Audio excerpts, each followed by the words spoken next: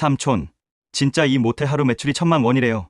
37년간 중학교 교감으로 살아온 저에게 조카 사이 기령이가 던진 이 한마디는 마치 번개처럼 제 가슴을 관통했습니다. 하루에 1,000만 원이라니? 제 월급의 몇 배가 되는 돈이 하루에 벌어진다고? 그럼요. 삼촌, 제가 거짓말할 리 있겠어요? 저기, 창밖에 해운대 바다를 보세요. 이런 바다 조망은 정말 귀한 겁니다. 주차장에 차 댈 자리가 없어요. 손님이 너무 많아서. 예약도 힘들다니까요. 그의 자신감 넘치는 목소리에 제 마음속 깊이 잠들어 있던 욕심이 꿈틀거리기 시작했습니다. 여러분, 혹시 삶의 거친 파도 속에서 잠시 멈춰 서야 했던 순간이 있으셨나요? 그동안 성실히 걸어왔지만 문득 고개를 드니 앞날이 막막하게 느껴졌던 적은 없으신가요? 오늘 제가 들려드릴 이야기는 바로 그런 순간 저에게 찾아온 뼈아픈 경험에 관한 것입니다. 저의 이야기가 어쩌면 여러분의 삶 속 새로운 전환점에서 지혜로운 영감을 줄 수 있기를 바랍니다. 구독 버튼과 좋아요를 꼭 눌러주세요. 알림 설정까지 해두시면 앞으로 펼쳐질 더 생생한 이야기들을 놓치지 않으실 겁니다.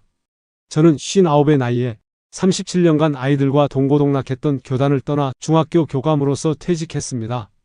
오랜 세월 쌓아온 보람과 자부심이 있었지만 동시에 마음 한구석에는 불안의 그림자가 짙게 드리워져 있었습니다. 정년까지 남은 3년의 시간을 포기하며 내려놓았던 퇴직금에 대한 아쉬움, 그리고 그보다 더 저를 짓눌렀던 것은 주식시장에서 송두리째 날려버린 현금 자산에 대한 쓰라린 아픔이었습니다. 그렇게 막막한 시간 속에서 헤매던 저에게 기적처럼 한 줄기 빛이 찾아왔습니다. 바로 모텔 사업이라는 저로서는 상상조차 해본 적 없던 길이었습니다. 나 같은 교육자가 과연 모텔을? 이라는 의구심이 컸지만 조카 사위인 기령이의 놀라운 성공 사례를 들으며 차차 제 마음은 조금씩 흔들리기 시작했습니다. 인생의 마지막 고비 앞에서 익숙하고 안전한 길을 택할 것인가? 아니면 미지의 가능성을 향해 용기 있는 발걸음을 내디딜 것인가? 2021년 2월 37년의 교직 생활이 마침표를 찍었습니다. 사실 정년까지는 3년이라는 시간이 남아 있었지만 지쳐가는 아내의 건강 문제와 더불어 예측 불가능한 코로나 팬데믹으로 학교 현장은 말 그대로 아수라장이었습니다. 매일 쏟아지는 온라인 수업 관련 공문들과 학부모들의 끊임없는 민원, 그리고 동료 교사들의 고충 상담까지 낮과 밤을 가리지 않고 일해야 하는 상황이라 저의 심신이 점점 지쳐가고 있었습니다.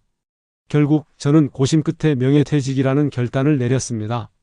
마지막 퇴근길, 아이들이 건넨 서툰 꽃다발을 품에 안고 돌아오는 발걸음은 참으로 복잡했습니다.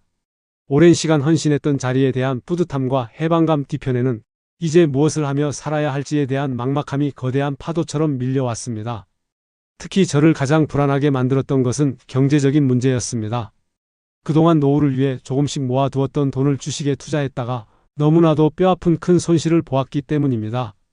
주식으로 인해 아내에게도 미안한 마음이 가득했고 정년퇴직 후 보너스 하나 없는 연금만으로는 지금껏 유지해왔던 생활 수준을 감당하기 힘들 것이라는 현실이 저를 더욱 움츠러들게 했습니다. 그러던 어느 봄날 아내 명희가 제게 예상치 못한 이야기를 꺼냈습니다. 여보, 태희 남편 기령이가 모텔 사업으로 정말 대박났다고 하던데요. 태희는 제 조카였고 길령이는 그의 남편이었습니다. 길령이는 전국을 돌아다니며 모텔 인테리어 사업을 하는 사람이었는데 그 분야에서는 이미 손꼽히는 성공을 거둔 베테랑이었습니다.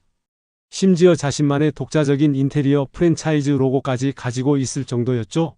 기령이가 직접 인테리어를 맡았던 해운대에 한 모텔이 대박이 터졌다고 하더라고요.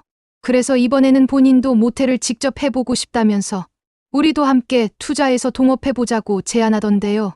처음 모텔이라는 단어를 들었을 때 제 머릿속에는 나 같은 교육자가 과연 하는 의구심이 먼저 스쳐 지나갔습니다. 37년간 교육 현장에서 보낸 세월이 저에게는 모텔이라는 공간에 대한 일종의 고정관념을 심어주었던 모양입니다. 하지만 기령이의 눈부신 성공 사례를 들을수록 제 마음속 굳게 닫혀있던 문이 조금씩 열리는 것을 느꼈습니다. 며칠 후 기령이에게 직접 전화가 걸려왔습니다. 그의 목소리에는 거슬릴 수 없는 확신이 담겨 있었습니다. 삼촌, 정말 놓쳐서는 안 될 절호의 기회예요. 요즘 모텔 시장이 얼마나 활기를 띠고 있는지 직접 보시면 깜짝 놀라실 겁니다. 길령이는 50억에 매입했던 모텔이 단 6개월 만에 75억에 매각되어 15억이라는 엄청난 수익을 남긴 사례까지 보여주겠다고 했습니다. 15억이라니 상상만으로도 제 심장은 걷잡을 수 없이 요동쳤습니다. 그동안 주식으로 잃었던 돈은 3년이면 충분히 회수하고도 남을 겁니다. 게다가 모텔은 매일매일 현금이 들어오는 사업이잖아요.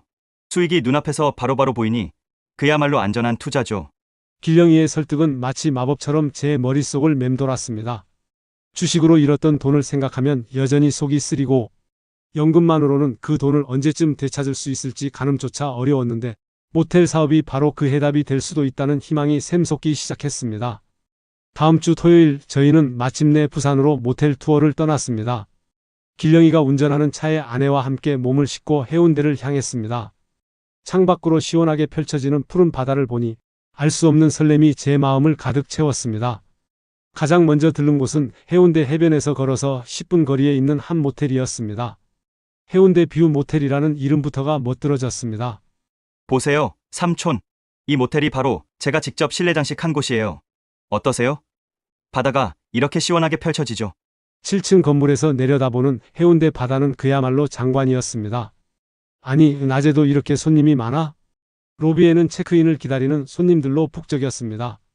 풋풋한 젊은 연인들부터 여유로운 중년 부부까지 다양한 사람들이 줄을 서 있었습니다. 그럼요. 주말에는 말할 것도 없고 평일에도 이 정도입니다. 특히 바다가 보이는 오션 뷰 객실은 예약이 금세 동이 나요. 길령이는 저에게 모텔 사장님을 소개해 주었습니다. 40대 초반의 젊은 사장님은 시종일관 활기찬 모습이었습니다. 어르신, 이 사업은 정말 괜찮습니다. 저도 3년 전에 시작했는데 이제는 두 번째 모텔까지 운영하고 있어요. 매출이 꾸준하거든요. 사장님이 보여준 매출 자료는 놀라움 그 자체였습니다. 성수기에는 하루 매출이 2천만 원을 넘는 날도 있었고 비수기에도 최소 500만 원은 꾸준히 나오고 있었습니다. 교감 선생님이셨다고요? 그럼 사람 관리만큼은 누구보다 잘하실 듯합니다. 이 사업에서 가장 중요한 것이 바로 손님을 응대하는 서비스와 청결 관리거든요.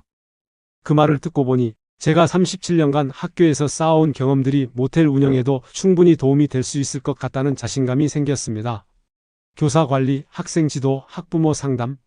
결국 이 모든 일은 사람을 이해하고 소통하는 능력이 필요했으니까요. 두 번째로 찾아간 곳은 송정 해수욕장 근처에 있는 신축 모텔이었습니다. 1년 전에 막 문을 열었다는 이 모텔은 세련된 인테리어와 모던한 분위기를 자랑했습니다. 이곳은 50억에 매입해서 리모델링에 10억 정도를 투자했대요. 그런데 지금은 75억에 매각할 예정이라고 합니다. 단 1년 만에 15억이라는 수익을 남기는 셈이죠. 길령이의 설명을 듣는 내내 꿈같은 이야기에 제 정신은 아득해졌습니다. 15억이라니 제가 평생을 노력해도 모으기 힘든 엄청난 액수였습니다. 집으로 돌아오는 길, 아내와 저는 상기된 얼굴로 대화를 나누었습니다. 여보, 어떻게 생각해요? 사실 전 무서워요. 과연 우리 같은 사람들이 해낼 수 있을까요? 길령이가 적극적으로 도와준다고 했으니 도전해봐도 될 듯한데 매일매일 현금 매출이 들어온다니까 주식 투자보다는 안전하지 않을까 생각이 들어 그날 밤 저는 좀처럼 잠을 이룰 수 없었습니다. 머릿속에는 온통 모텔 생각뿐이었습니다. 하루 매출 2천만 원, 한 달이면 6억, 1년이면 계산을 거듭할수록 상상 이상의 수익이 눈앞에 펼쳐지는 듯 했습니다. 지금 와서 생각해보니 참 어리석고 깊이 생각하지 못했던 것 같습니다. 그저 매출이라는 달콤한 환상에만 빠져 있었을 뿐 인건비나 대출이자 유지보수비 같은 어마어마한 지출은 전혀 계산에 넣지 못했으니 말입니다. 며칠 후 길령이에게서 또다시 연락이 왔습니다. 이번엔 정말 좋은 매물이 나왔어요. 15억 정도면 될 것 같은데. 삼촌, 자금 준비는 어떠세요? 저희 부부가 계산해보니 퇴직금 일시불 3억 원과 아파트 담보대출, 현금을 모두 합쳐 6억 5천만 원 정도 준비할 수 있었습니다. 모두들 퇴직금은 일시불은 안 된다며 안전하게 연금으로 받으라고 신신당부했는데 주식으로 손해본 돈을 어떻게든 회복하고 싶은 마음의 판단이 흐려진 것 같습니다. 길령이가 모텔 전문 중개사를 소개해주고 사업자 대출도 연결해준다고 해서 매입이 가능할 것 같았습니다. 길령이, 자네 정말 이번 일에 확신이 있는가? 삼촌, 제가 이 분야에서 10년 넘게 일했습니다. 지금이 정말 놓쳐서는 안 될 기회예요. 해외여행이 제한되면서 국내 관광이 폭발적으로 느는 추세거든요. 그의 말에는 분명한 설득력이 있었습니다. 실제로 코로나19 팬데믹으로 인해 해외 여행길이 막히면서 국내 여행 수요가 폭증하고 있었으니까요. 며칠 후 마침내 결정의 순간이 찾아왔습니다. 여보, 태희가 그동안 기령이 이야기를 자주 해줬는데 정말 모든 일이 잘 풀리고 있다고 하더라고요. 동업하면 기령이가 운영 맡고 우린 자금을 조금 더 대고 이렇게 진행했으면 하던데. 사실 우리가 주식으로 돈을 다 날려서 이제 노후가 걱정이 되긴 해요. 아마도 오랜 시간 동안 조카 태희를 통해 모텔 사업에 대한 이야기를 간접적으로 들어왔던 터라 조금은 관심이 생긴 것 같았어요. 그렇게 저희 부부의 새로운 도전이 시작되었습니다. 59이라는 나이에 평생을 교육자의 길만 걸어왔던 제가 단 한 번도 경험해 보지 못한 사업의 세계로 발을 들인 것이었습니다. 미지의 길을 걷는 두려움도 있었지만 한편으로는 가슴이 벅차오르는 설렘이 더욱 컸습니다. 그때만 해도 저는 몰랐습니다. 앞으로 우리 부부에게 어떤 파란만장한 일들이 기다리고 있을지. 하지만 그 순간만큼은 저는 희망에 가득 찬 미래를 꿈꾸고 있었습니다. 그런데 사람의 일이라는 것이 참으로 오묘하고 알 수 없는 흐름으로 흘러가더군요. 이제 모든 것이 순조롭게 진행될 일만 남았다고 생각하던 찰나, 뜻밖에도 기령이가 제게 다른 제안을 해왔습니다. 삼촌, 아무리 생각해도 동업보다는 각자 모텔을 운영하는 게 어떨까요? 서로 간섭받지 않고 각자의 방식으로 자유롭게 운영하면 좋을 것 같아요. 솔직히 말해 저는 순간 당황스러움을 감출 수 없었습니다. 처음에는 함께 하자며 저를 사업의 길로 이끌더니 이제 와서 혼자 하라니. 제 마음속에는 서운함과 함께 앞으로 막막함이 물밀듯 밀려왔습니다. 하지만 이때 늘 그렇듯 저의 아내 명희는 사람을 잘 믿고 특히 조카 사이 기령이를 신뢰하였어요. 여보, 기령이 말도 일리가 있어요. 오히려 우리만의 방식으로 꾸려나가는 게 더 좋을 수도 있지 않겠어요? 사업하다가 힘들면 기령이에게 물어봅시다. 10년 이상을 이 사업을 했으니까요. 그래, 우리 둘이 힘을 합쳐보자. 37년간 학교를 운영하며 수많은 사람을 만나고 크고 작은 일들을 해결해 본 경험이 있는데 설마 모텔 하나 운영하지 못할까? 저는 아내의 말에 용기를 얻어 굳건한 결심을 했습니다. 그때부터 본격적인 모텔 물색이 시작되었습니다. 기령이가 소개해준 부동산 중개업소와 함께 송정해수욕장 근처부터 기장해안도로 일광해수욕장까지 여러 곳을 다녔습니다. 발이 닳도록 여러 매물을 직접 찾아다녔습니다. 하지만 직접 눈으로 보니 생각했던 것보다 훨씬 복잡한 문제들이 많더군요. 건물의 상태는 어떤지, 주변 환경은 손님들에게 매력적인지, 교통편과 주차 공간은 충분한지 고려해야 할 것이 한두 가지가 아니었습니다. 단순히 숫자로만 보았던 모텔 사업이 현실로 다가오는 순간이었습니다. 삼촌, 이 정도면 정말 괜찮은 조건이에요. 해안도로에서도 가깝고 바다도 시원하게 보이고요. 무엇보다 가격이 아주 적당합니다. 길령이가 추천한 모텔은 송정해수욕장에서 걸어서 5분 거리에 있는 7층짜리 건물이었습니다. 1층은 로비와 사무실, 2층부터 7층까지는 객실로 이루어진 총 35개의 방을 가진 제법 큰 규모의 모텔이었습니다. 이 모텔은 얼마에 나온 거냐? 20억입니다. 사실 원래 25억이었는데 사장님이 급하게 매각하셔야 해서 가격을 많이 내렸다고 해요. 20억이라니 제 인생에서 가장 큰 액수였습니다. 그 숫자를 듣는 순간 숨이 턱 막히는 듯 했습니다. 하지만 중개업소 소장님이 내민 매출 장부를 보는 순간 제 눈은 휘둥그레졌습니다. 성수기에는 하루 매출이 1,000만 원에서 1,500만 원까지 나오고 있었으니 말입니다.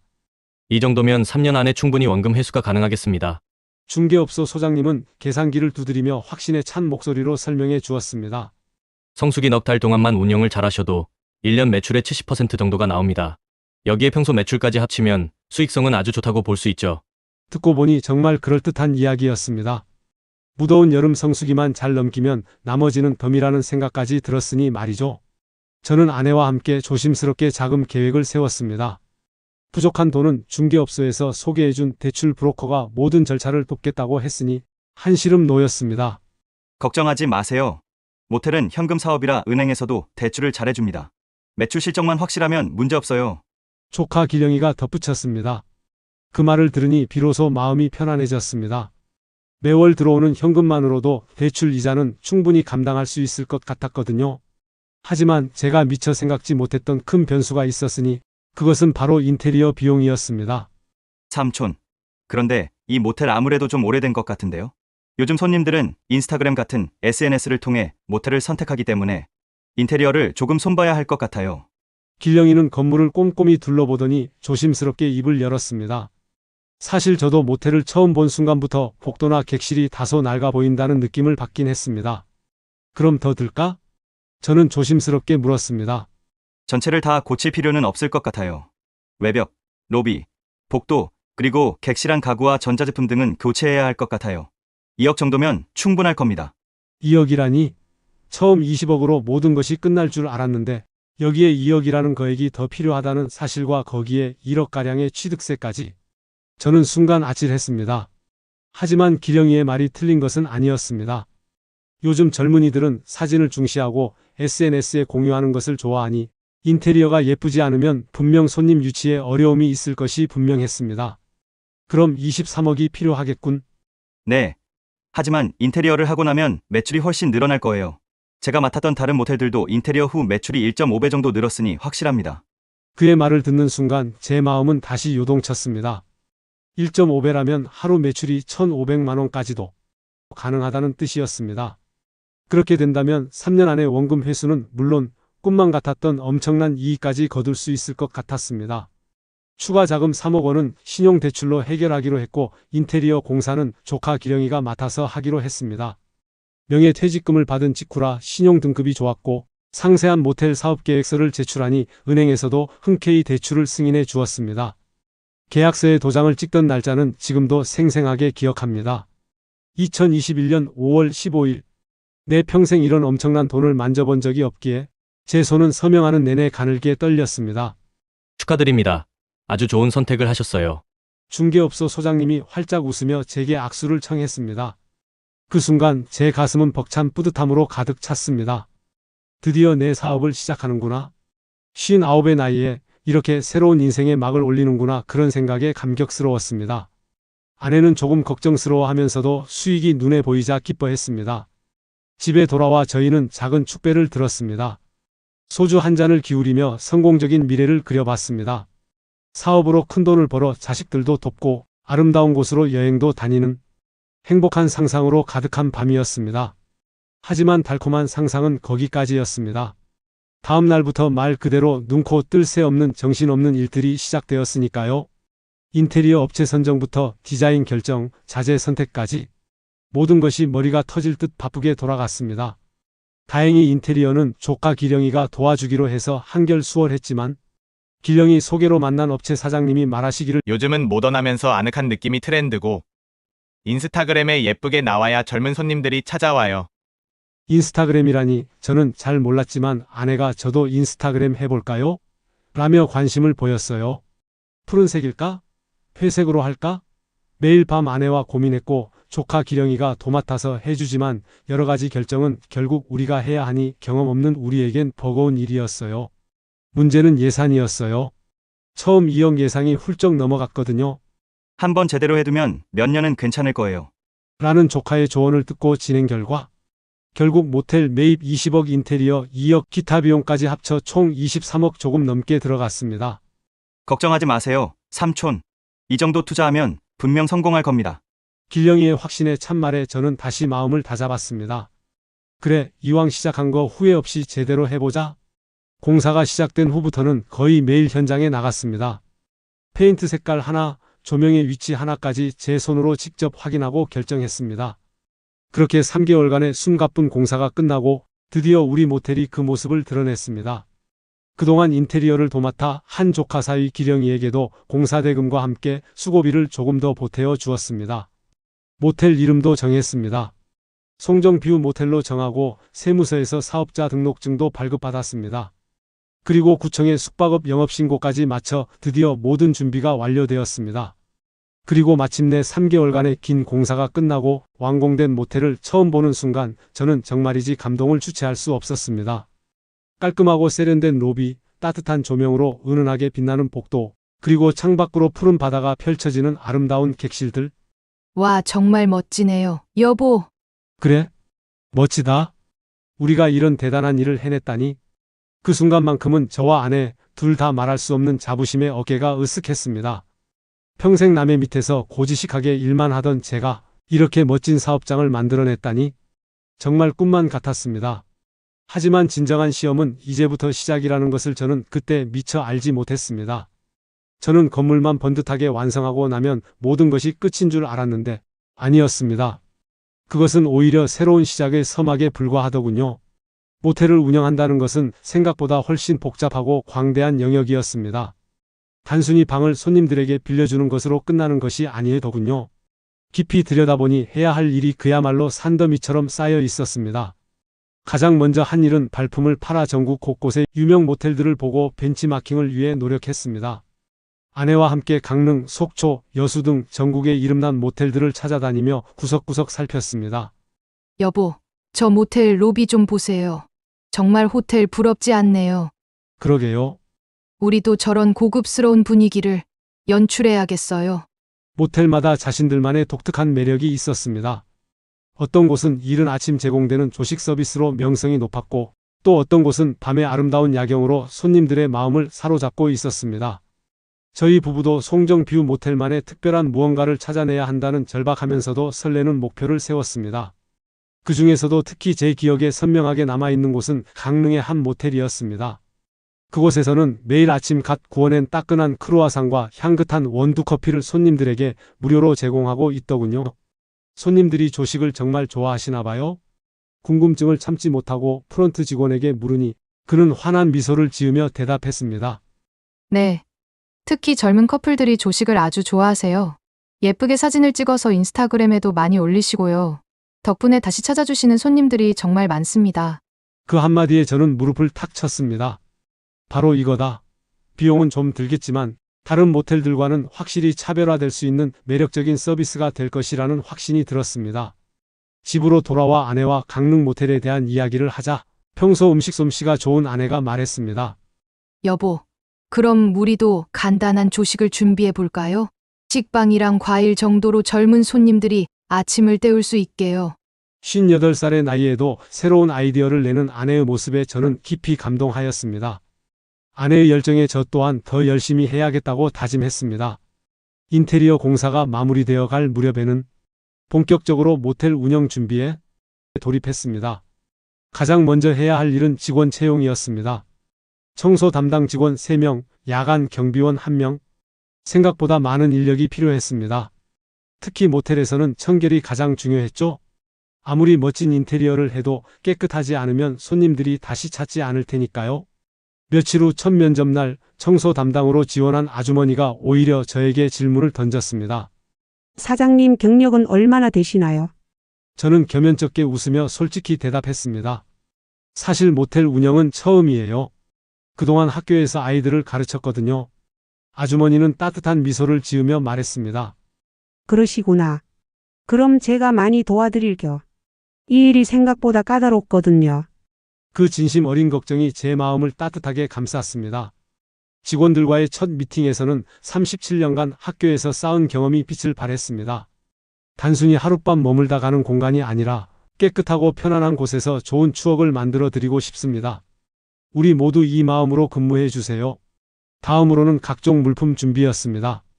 침구류, 수건, 편의용품까지 비용이 조금 더 들더라도 품질 좋은 제품들을 선택했습니다. 손님들이 만족해야 다시 찾아주고 좋은 입소문도 퍼질 것이라 믿었거든요. 아침 조식 준비도 시작되었습니다. 아내는 강릉 모텔에서 본 서비스에서 아이디어를 얻어 식빵과 과일 외에도 직접 만든 간단한 빵을 준비하기로 했습니다. 그리고 객실 하나하나도 빼놓지 않고 꼼꼼하게 점검했습니다. 조명의 밝기는 적당한지, 에어컨은 잘 작동하는지, 화장실 수압은 충분한지 손님들이 불편함을 느끼지 않도록 정말 세심하게 확인했습니다. 여보, 이 방에서는 바다가 얼마나 멋지게 보이는지 한번 보세요. 객실 창밖으로 펼쳐진 그림 같은 바다 풍경을 보며 아내가 감탄했습니다. 정말 예쁘네요. 손님들이 분명 좋아하실 거예요. 특히 시원한 바다가 한눈에 들어오는 객실들은 저희 모텔의 자랑거리였습니다. 해질 무렵 붉게 물드는 바다는 그야말로 장관을 이루었으니까요. 마케팅 준비에도 심혈을 기울였습니다. 요즘은 인터넷 홍보가 매우 중요하다는 것을 알고 전문 업체를 통해 자체 홈페이지도 만들고 실시간 예약 시스템도 구축했습니다. 사장님, 인스타그램은 꼭 하셔야 합니다. 요즘 젊은 사람들은 거기서 숙소 정보를 많이 얻거든요. 홈페이지 제작업체 직원이 강조하며 조언해 주었습니다. 아내가 이미 인스타그램을 조금씩 해보고 있었기에 이제 본격적으로 모텔 홍보용 계정을 만들어 운영하기로 했습니다. 여기 어때, 야놀자, 아고다 등 각종 숙박 플랫폼에도 저희 모텔을 등록했습니다. 생각보다 많은 종류의 플랫폼들이 있더군요. 수수료가 좀 높았습니다. 하지만 홍보 효과를 생각하면 충분히 필요한 투자라고 생각해야죠. 수수료가 부담스러웠지만 광범위한 홍보 효과를 기대하며 과감히 투자를 결정했습니다. 많은 노력 끝에 드디어 모텔의 오픈 날짜를 정했습니다. 2021년 7월 1일 뜨거운 여름 성수기가 시작되는 날로 정했습니다. 여보, 정말 걱정이 돼요. 하지만 우리가 이렇게 열심히 준비했으니 분명 잘 될 거예요. 아내가 제 손을 꼭 잡고 격려해 주었습니다. 오픈을 하루 앞둔 날 밤 모텔 로비에 홀로 앉아 내일을 생각했습니다. 37년간 아이들을 가르치던 익숙한 교실이 아닌 이제는 손님들을 맞이해야 할 로비에 앉아 있으니 정말 많은 것이 변했다는 것을 실감했습니다. 오픈 전날 밤은 저에게 잠 못 이루는 밤이었습니다. 기대감과 설렘 그리고 알 수 없는 불안감이 뒤섞여 복잡한 감정들이 교차했습니다. 이제 더 이상 37년간 익숙했던 윤길만 교감 선생님이 아닌 새로운 삶을 시작하는 윤길만 사장님이 되는 것이었습니다. 이른 새벽 아직 어둠이 채 가시지 않은 시간 아내와 함께 모텔로 향했습니다. 새벽 공기는 후덥지근했지만 제 마음만은 밝고 뜨거웠습니다. 로비에 도착하여 마지막 점검을 했습니다. 싱싱한 꽃을 새로 꽂고 바닥을 다시 한번 깨끗이 닦으며 첫 손님을 맞이할 완벽한 준비를 마쳤습니다. 오전 9시 드디어 송정뷰 모텔의 문을 활짝 열었습니다. 어서 오세요. 환영합니다. 첫 손님인 젊은 커플에게 인사를 건넸을 때의 그 떨림은 지금도 잊을 수가 없습니다. 그들은 로비를 둘러보더니 환한 미소를 지으며 말했습니다. 와, 여기 정말 예쁘네요. 그 한마디에 그동안의 모든 고생과 수고가 눈 녹듯 사라지는 기분이었습니다. 그렇게 저희 부부의 새로운 인생 모텔 사업이 시작되었습니다. 총 35개 객실 중 10개는 무인텔 시스템으로 운영하기로 했습니다. 요즘 젊은 손님들이 선호한다는 업체의 조언 때문이었어요. 그때만 해도 앞으로 어떤 예측 불가능한 일들이 저희를 기다리고 있을지 전혀 알지 못했습니다. 처음 이 모텔을 소개받았을 때 일일 매출이 1,000만 원 이상 나온다고 했는데 첫날 매출 400만 원은 조금 실망스러웠지만 그래도 신기하고 기뻤습니다. 정말 신기하네요. 우리가 이런 일도 해낼 수 있다니. 아내도 미래를 꿈꾸는 듯 했습니다. 사람의 인생이라는 것이 참으로 예측 불가능한 거대한 수수께끼와 같습니다. 때로는 하늘 높이 비상하며 벅찬 환희를 맛보게 하다가도 미처 대비할 새도 없이 순식간에 땅바닥으로 곤두박질치게 만들곤 하죠. 저희 부부의 이야기가 바로 그러했습니다. 꿈 같았던 시작은 한낱 아득한 황금기였을 뿐 그 끝은 나락으로 향하는 기나긴 여정이었습니다. 모텔 문을 연 처음 몇 달은 정말 꿈만 같았습니다. 8월 성수기에는 하루 매출이 정말 500만 원을 넘는 날도 있었으니 그야말로 금덩이를 굴리는 기분이었죠. 여보, 오늘도 만실이에요. 아내가 환한 미소로 제게 소식을 전할 때마다 제 가슴은 뿌듯함으로 가득 찼습니다. 우리가 정말 해냈구나. 가끔 매출 1,000만 원 이상 나온다고 하던데라는 의구심이 났지만 이 정도도 우린 흡족했습니다. 특히 젊은 커플들이 저희 모텔을 많이 찾아주었습니다. 그들은 모텔의 예쁜 인테리어와 황홀한 바다 전망을 배경으로 사진을 찍어 인스타그램에 올렸고 이는 자연스럽게 저희 모텔의 홍보로 이어졌습니다. 사장님, 여기 정말 예뻐요. 바다 전망이 최고예요. 손님들의 진심 어린 칭찬을 들을 때마다 저는 지난 시간의 모든 고생과 걱정을 잊고 더없는 행복감에 젖었습니다. 아내는 아침 조식 서비스를 위해 매일 새벽 5시부터 일어나 간단한 식빵과 신선한 과일, 그리고 직접 만든 작은 케이크와 쿠키를 준비했습니다. 여기에 향긋한 원두커피까지 더해지니 손님들의 반응이 뜨거웠죠. 와, 모텔에서 이런 조식이 나와요? 정말 감동이에요. 손님들의 이런 반응을 볼 때마다 아내의 얼굴에는 말로 다할 수 없는 자부심이 넘쳐났습니다. 59세의 나이에 새로운 분야에 도전하여 이렇게 인정받으니 그저 대견하고 감사할 따름이었습니다. 7월과 8월 말까지는 그야말로 황금기였습니다. 매일 아침 장부를 들여다보며 매출을 확인하는 것이 하루의 가장 큰 낙이었죠. 여보, 어제 매출이 550만 원이에요. 정말요? 하루하루 쌓이는 돈으로 대출 이자도 갚고 직원들 월급도 주고 그러고도 넉넉히 남는 수입에 우리는 희망에 부풀었습니다. 이대로만 간다면 3년간 운영해서 수익을 낸 후 매도를 통해 투자한 원금을 회수하고 여유로운 노년을 보낼 수 있으리라 확신했습니다. 하지만 9월 중순부터 예기치 못한 이상한 기운이 조금씩 감지되기 시작했습니다. 여보, 요즘 예약이 좀 줄어든 것 같은데요. 아내의 말에 저는 대수롭지 않게 대답했습니다. 그러게. 아무래도 뜨거운 여름 성수기가 끝나서 그런가? 처음에는 그저 자연스러운 현상이라고 생각했습니다. 여름이 끝나면 손님이 줄어드는 것은 당연한 이치니까요. 그러나 10월, 11월로 갈수록 상황은 점점 더 심각해졌습니다. 하루 매출이 400만 원, 300만 원으로 뚝뚝 떨어지더니 심한 날은 100만 원도 채 나오지 않는 날이 허다했습니다. 이상하네. 다른 모텔들도 상황이 이러니? 저는 조카 사이 기령이에게 조심스럽게 물었습니다. 하지만 그는 대수롭지 않게 답했습니다. 삼촌, 비수기니까 당연한 거예요. 내년 여름 성수기까지는 버티면 됩니다. 하지만 문제는 매출은 눈에 띄게 줄어드는데 매달 꼬박꼬박 나가야 하는 고정 지출은 변함이 없다는 것이었습니다. 대출 이자만 한 달에 800만 원, 여기에 직원 월급과 관리비까지 합치면 한 달에 2천만 원 이상이 나가는데 급기야 월 매출은 겨우 1,500만 원이 안 되었습니다. 여보, 이러면 매달 적자예요. 그래 말이야, 걱정이네. 처음에는 이 또한 일시적인 현상이라고 애써 자위했습니다. 겨울만 잘 버티면 다시 따뜻한 봄이 오고 다음 여름 성수기가 되면 또다시 대박을 터뜨릴 수 있으리라 굳게 믿으며 스스로를 다독였습니다. 겨울 동안 저희는 홍보에도 정말 많은 돈을 쏟아부었습니다. 인터넷 광고, 블로그 체험단, 각종 플랫폼 프로모션, 생각할 수 있는 모든 방법을 동원했습니다. 여보, 이번 달 광고비가 200만 원 넘게 나왔네요. 아내의 말에 저는 한숨을 쉬며 답했습니다. 그래도 손님이 와야 하니까 계속 홍보해야 해요. 그러나 비수기에는 아무리 많은 돈을 들여 홍보해도 그 효과는 미미했습니다. 손님 수가 현저히 줄어든 상황에서 광고는 밑 빠진 독에 물 붓기와 같았습니다. 아내 역시 지쳐갔습니다. 손님이 적더라도 매일 새벽에 일어나 조식을 준비해야 했으니까요. 여보, 오늘 손님이 겨우 5팀밖에 없는데도 빵을 구워야 하는지. 그래도 먼 길 와주신 손님들께는 최선을 다합시다. 순간 오랜 교직 생활의 습관이 나왔습니다. 저는 아내의 지친 어깨를 말없이 감싸며 그렇게 기나긴 겨울을 버텨냈습니다.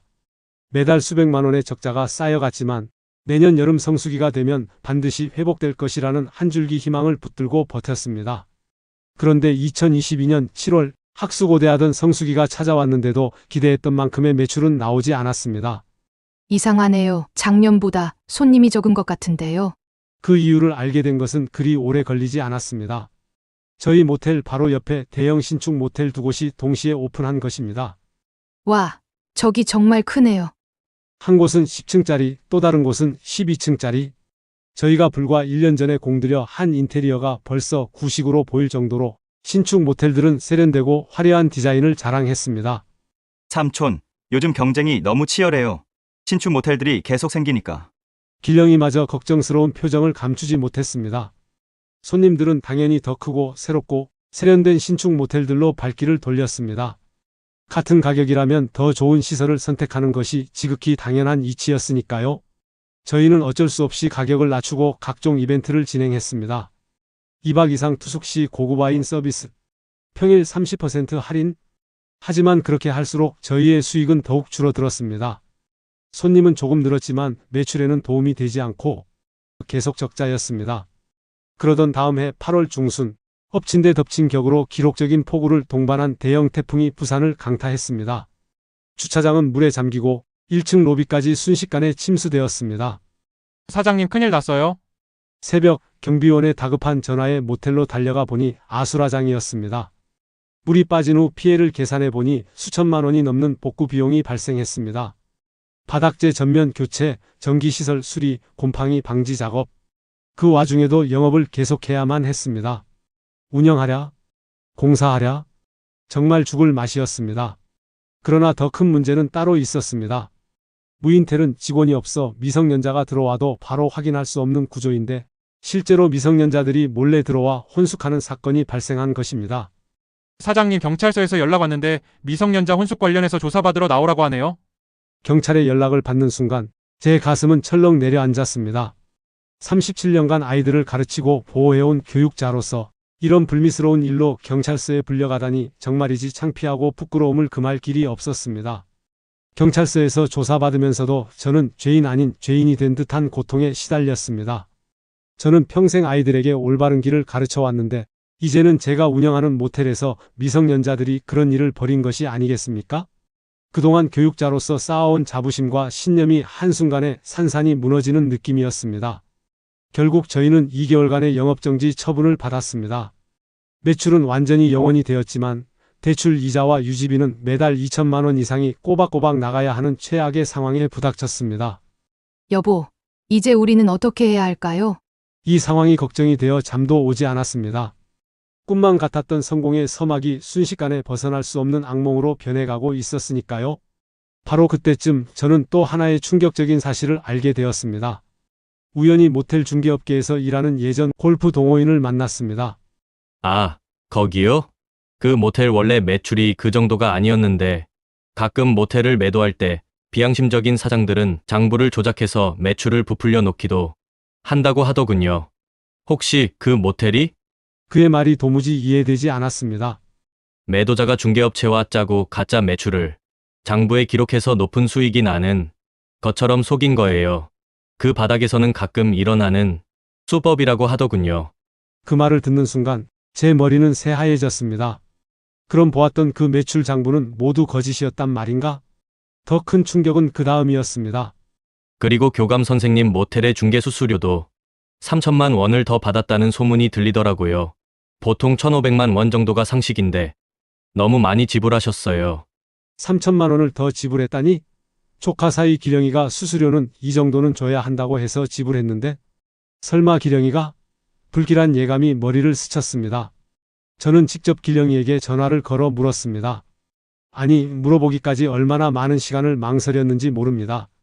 한때는 아들같이 아끼고 믿었던 사람을 의심해야 한다는 사실이 제 마음을 찢어놓는 것 같았습니다. 기령아, 혹시 우리 모텔 중개할 때 소개비 같은 걸 받았니? 전화 너머로 한참 동안 침묵만이 흘렀습니다. 그 침묵이 이미 모든 것을 말해주고 있었습니다. 아, 그게 삼촌 정말 죄송해요. 소개비로 좀 받긴 했는데. 제 가슴이 쿵 하고 내려앉았습니다. 얼마나? 저는 억눌린 목소리로 물었습니다. 2천만 원이요. 그 순간 정말이지 하늘이 무너지는 듯한 절망감에 휩싸였습니다. 2천만 원이라니? 그것도 저 몰래 저를 속이면서 받은 돈이었습니다. 믿었던 조카 사위가 가족처럼 여겼던 사람이 저를 철저히 속였다는 사실에 저는 망연자실했습니다. 그동안 삼촌을 위해서라며 했던 모든 말들이 거짓이었습니다. 더욱 충격적인 것은 이런 일이 업계에서는 가끔 일어나는 사실이라는 것이었습니다. 매도자와 중개업체 그리고 소개한 사람까지 이런 사람들은 모두가 한통속이 되어 저 같은 초보자를 속이는 것이 일상다반사라고 하였습니다. 결국 저는 실제 시세보다 무려 3억 원 이상 비싼 가격에 모텔을 구매했던 것이고 그 사실을 아는 모든 사람들이 침묵하며 저를 기만했던 것입니다. 그때서야 깨달았습니다. 제가 얼마나 순진했는지, 얼마나 세상 물정을 모르고 살아왔는지를요. 더 이상 버틸 재간이 없었습니다. 매달 2천만 원이 넘는 고정비는 감당하기 어려웠고 영업정지로 매출마저 완전히 끊어졌습니다. 결국 눈물을 머금고 모텔을 내놓을 수밖에 없었습니다. 그 결정을 내리던 밤, 저와 아내는 말없이 서로를 바라보며 눈물을 흘렸습니다. 꿈에 그리던 제2의 인생, 여유로운 노후를 위해 시작했던 사업이 이렇게 끝나다니. 여보, 정말 팔아야 할까요? 더 이상 방법이 없어요. 이대로 가다간 빚만 더 늘어날 뿐이에요. 평생 모은 돈을 모두 쏟아부어 만든 저희만의 성을 포기해야 한다는 현실이 받아들여지지 않았습니다. 하지만 매도 과정 또한 순탄치 않았습니다. 지금 모텔 시장 상황이 너무 좋지 않아서 그리고 매출 실적이 워낙 안 좋으니 16억 정도라도 매도될런지 모르겠네요. 부동산 중개업자의 말에 저는 기가 막혔습니다. 23억 원 넘게 들여서 인테리어까지 다 끝낸 모텔인데 16억 원이라니? 너무 손해 아닌가요? 그래도 요즘 모텔 시장이 워낙 어려워서요. 게다가 영업정지 이력까지 있으셔서 결국 저희는 2년 6개월 만에 16억 원의 모텔을 매도할 수밖에 없었습니다. 최종 계산을 해보니 그야말로 참담한 결과였습니다. 게다가 그동안 매달 발생했던 누적 적자까지 합치면 저는 퇴직금도 그동안 모아두었던 현금도 모두 잃고 무려 7억 5천만 원의 빚까지 떠안게 되었습니다. 이 막대한 빚을 갚기 위해 저희 부부는 결국 오래도록 정들었던 아파트를 팔아야만 했습니다. 저희 부부의 오랜 기간 동안 삶의 터전이었던 아파트를 팔고 싼 전세집으로 이사를 갔습니다. 아파트를 팔아서 빚의 일부는 갚았지만 여전히 3억 원이 넘는 빚이 남아 있었습니다. 이 나이에 그 많은 빚을 언제까지 갚으며 살아야 할지 막막하기만 했습니다. 모텔 매매 계약서에 사인을 하던 날, 제 손은 덜덜 떨렸습니다. 평생을 성실하게 살아오며 모은 돈을 한순간에 모두 잃는다는 사실이 믿기지 않았습니다. 집에 돌아와 아내와 마주 앉았을 때 저는 차마 아무 말도 할 수 없었습니다. 여보, 미안해요. 나도 책임이 있어요. 걱정하면서도 말리지 못했잖아요. 조카 말만 믿은 것도 그렇고 욕심이 너무 과했나 봐요. 아내의 그 따뜻한 말에 왈칵 눈물을 쏟아냈습니다. 63세의 나이에 빈손이 아니라 3억이 넘는 빚까지 떠안은 채 다시 시작해야 한다니 이제 남은 건 몸 하나뿐이었습니다. 이 나이에 월세도 내야 하고 빚도 갚아야 하고 저는 머리를 감싸 쥐며 절망에 빠졌습니다. 37년을 성실하게 살아온 모든 것이 하루아침에 사라져 버렸으니까요. 그날 밤 잠들기 전 저는 침대 곁에서 아내의 손을 꼭 잡았습니다. 정말 미안해요. 퇴직금도 우리가 모은 돈도 다 날려버리고 이제 우리 둘 다 늙은 몸으로 일해야 한다니. 아내도 조용히 눈물을 흘리며 말했습니다. 여보, 7억 이상이나 날렸지만 그래도 우리 살아있잖아요. 길령이와는 그 후로 연락을 끊었습니다. 한때는 친아들처럼 아끼고 보살폈던 조카 사위였는데 아직은 그들의 목소리를 들을 마음의 준비가 되지 않았으니까요. 3개월 후 저는 인근 중학교에 경비 일자리를 구했습니다. 평소에는 격일로 저녁 5시부터 새벽 6시까지 야간 근무를 합니다. 공휴일에는 낮 근무를 해야 하고 한 달에 130만 원 정도를 받는 일입니다. 37년간 교감으로 아이들을 가르치던 제가 이제는 같은 학교 안에서 경비로 일하고 있는 것이죠. 아내 또한 매일 밤 10시부터 새벽 6시까지 편의점에서 야간 아르바이트를 하고 있습니다. 환갑이 넘은 나이에 야간 일을 하는 아내를 보면 가슴이 찢어집니다. 이 늦은 나이에 밤새 일하는 이유는 단 하나입니다. 남은 3억 원의 빚, 그 이자라도 조금씩 갚아나가기 위해서입니다. 저희 부부가 벌어들이는 돈으로는 생활비를 빼고 나면 빚 원금은 엄두도 내지 못하고 이자만 겨우 감당할 수 있는 형편입니다. 매일 새벽 아내가 편의점에서 돌아올 때마다 저는 조심스럽게 물어봅니다. 여보, 힘들지 않아요? 괜찮아요. 피곤에 젖어서 무덤덤하게 말하는 아내를 보면 눈물이 납니다. 예전 같으면 정말 괜찮냐며 다시 한번 물어봤을 텐데 이제는 그럴 힘조차 없었습니다. 이 모든 경험을 통해 제가 깨달은 교훈들이 있습니다. 경험 없는 분야에 무모하게 뛰어들면 안 되고 대출로 사업을 한다는 것이 얼마나 무서운지를 이 늦은 나이에 깨닫게 되었습니다. 그리고 아무리 가까운 사이라도 사람을 너무 쉽게 믿어서는 안 된다는 것도 뼈아프게 깨달았습니다. 제 욕심 때문에 이런 고생을 시키게 되었다는 죄책감이 밤마다 저를 괴롭힙니다. 솔직히 말하면 매일매일이 버거움의 연속입니다. 3억이라는 빚의 무게가 어깨를 짓누르고 언제까지 이렇게 살아야 할지 막막하기만 합니다. 하지만 포기할 수는 없습니다. 이 나이에 다른 선택의 여지도 없고 무엇보다 아내 혼자 이 고생을 시킬 수는 없으니까요. 새벽 6시 야간 근무를 마치고 돌아오는 길에 편의점에서 나오는 아내와 마주치는 순간이 있어요. 서로 지친 얼굴을 보며 오늘도 고생했어 라고 손을 잡아주는 그 시간이 하루 중 가장 소중합니다. 어찌 보면 지극히 고단하고 힘든 일상이지만 그래도 우리는 포기하지 않고 하루하루를 버텨내고 있습니다. 화려했던 과거는 이제 꿈같은 이야기가 되었지만 이렇게라도 함께 살아갈 수 있다는 것에 감사하며 오늘도 새로운 하루를 시작합니다. 요즘에는 새로운 계획도 세우고 있어요. 제 실패 경험을 바탕으로 퇴직 후 투자 실패의 원인과 예방법이라는 전자책을 쓰고 있거든요. 저와 같은 실수를 하는 분들이 없었으면 하는 생각으로 시작했습니다. 이 아픈 경험마저도 누군가에게는 도움이 될 수 있다면 그것만으로도 다행이라고 생각합니다. 여러분, 인생은 때로 우리를 깊은 나라까지 떨어뜨리기도 합니다.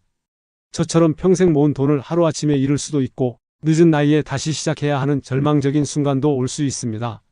하지만 그 어둠 속에서도 완전히 포기할 수는 없더라고요. 이제는 한 걸음씩이라도 나아가려 합니다. 비록 하루가 버겁지만 다시 힘을 내보려 합니다. 오늘 저의 부끄러운 이야기를 끝까지 들어주셔서 정말 감사합니다. 혹시 제 경험이 여러분께 작은 교훈이나 위로가 되셨다면 좋아요와 구독 부탁드립니다. 여러분 모두 건강하시고 어떤 어려움이 와도 희망을 잃지 마세요. 감사합니다.